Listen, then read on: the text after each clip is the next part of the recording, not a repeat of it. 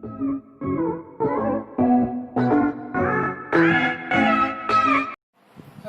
Everyone, आप सब चाहते थे कि आप सबके लिए कोई एक प्रॉपर चैनल बनाया जाए जहां से आप सब स्टूडेंट की हेल्प की जा सके, जो भी है। तो एक हमने छोटा सा प्रयास किया है, हो सकता है आप लोगों को पसंद आए। तो सबसे पहला हमारा जो है वो टॉपिक जो हम कवर कर रहे हैं वो है जेनेटिक्स। जेनेटिक्स के आपकी कंपटीशन में देखेंगे बहुत बार ये क्वेश्चन आया हुआ है। कोई भी, चाहे आप सिविल सर्विसेज के लिए जाएं, टीजीटी, पीजीटी या नीट के लिए, अलग अलग उसमें पूछे जा सकते हैं, इसलिए अच्छे से देखना है। तो who gave the term genetics? In 1905 Batson gave the term genetics. Who gave the term genetics? Batson. Batson gave the term genetics. It means, genetic means to become. It means to become. अब जब हम genetics पढ़ ही रहे हैं तो हमें जानना होगा heredity. What is heredity? The transmission of characters from parents to their offspring. The transmission of characters from parents to their offspring. Characters का पेरेंट्स से, माता पिता से उसकी संतानों में जाना, वही क्या है? Heredity. The transmission of characters from parents to their progeny or offspring. It has many synonymous word. Offspring कहिए, descendants कहिए, progeny कहिए, तीनों हम यूज कर सकते हैं। फिर इसके बाद में इसी टॉपिक से दूसरा हमारा जो टर्म है आपको जानना है वो है variation. The differences in organisms. आप चाहें तो आप नोट भी कर सकते हैं जो आपको जरूरी लगे। फिलहाल बोर्ड पे हमने लिख दिया हुआ है, अगर आपको बोर्ड मिल रहा होगा। The differences in organisms is called variation. अब जेनेटिक्स क्या है? आपने हेरेडिटी जान लिया, आपने वेरिएशन जान लिया, अब आपको जानना है genetics. The study of heredity and variation. The study of heredity and variation is called genetics. Heredity और वेरिएशन की स्टडी को ही हम क्या कहते हैं? जेनेटिक्स। अब इनके बारे में हमें बताया किसने था? तो मेंडल। बर्थ इनका कब हुआ? 1822 और डेथ हुई 1884। और इनको जो एक पदवी मिली थी ग्रेगोर की, तो इनका पूरा नाम हो गया बाद में, वैसे नाम था जॉन मेंडल, बाद में पूरा हो गया ग्रेगोर जॉन मेंडल। इन्होंने पी प्लांट को ही क्यों चूज किया, ये हम दूसरे वीडियो में इसको डिस्कस करेंगे। अभी जनरल इसके बारे में कर रहे हैं, तो इनके बारे में पूरा बताएंगे। इन्होंने पी प्लांट को सेलेक्ट किया था because P have 7 contrasting characters. कोई भी एक्सपेरिमेंट तभी किया जा सकता है जिसका लाइफ स्पैन छोटा हो, तो पी का लाइफ स्पैन छोटा है। ये 1 ईयर में 3 to 4 टाइम्स इसको ग्रो कराया जा सकता है, जिससे हमें रिजल्ट्स क्लियर और बहुत आसानी से मिल जाते हैं।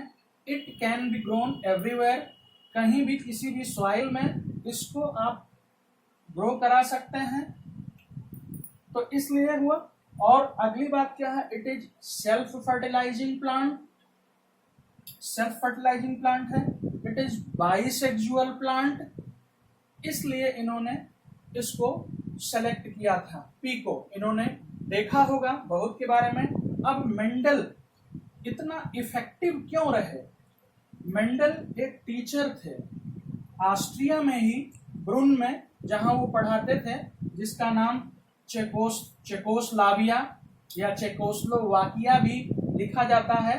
तो एक चेक गणराज्य है वहां पर, और उस जगह का नाम ब्रून भी मिलेगा और क्या मिलेगा, हेंजेनडार्फ। तो इन्होंने 1856 से लेकर के और 1864 तक 8 इयर्स तक इस पर अपना एक्सपेरिमेंट किया। कब से कब तक किया, 1856 टू 1864।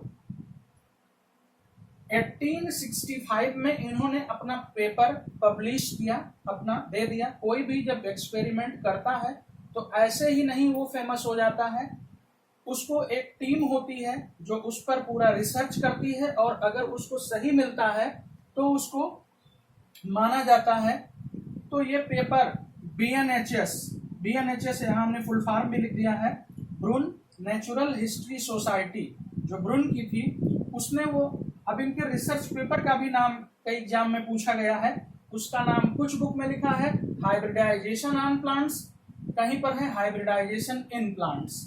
तो ये इनके रिसर्च पेपर का नाम था, हाइब्रिडाइजेशन ऑन प्लांट्स। इन्होंने उसको ब्रून नेचुरल हिस्ट्री सोसाइटी को दे दिया, और उसने 1865 में उस पेपर को पब्लिश किया। लेकिन लोग उतने पढ़े लिखे नहीं थे, तो इतना ज्यादा किसी ने उस पर कोई गौर नहीं किया।